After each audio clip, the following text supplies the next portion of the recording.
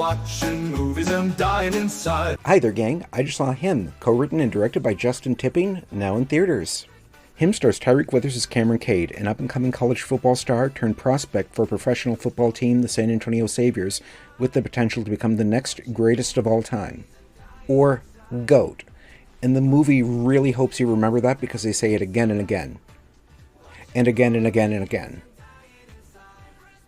Marlon Wayans co-stars as Isaiah White, Cade's childhood hero and current greatest of all time, who overcame a career-ending injury to play for 14 more seasons. But nearing the end of his career, he offers to train Cade while the latter deals with a head injury that might end his dreams before they even get started.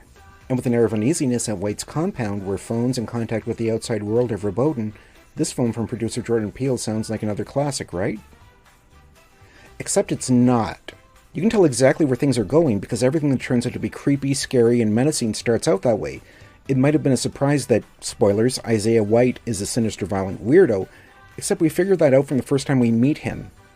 Him has the ambience of Jordan Peele's Get Out, or Us, but with none of the focus, subtlety, humor, or depth of character.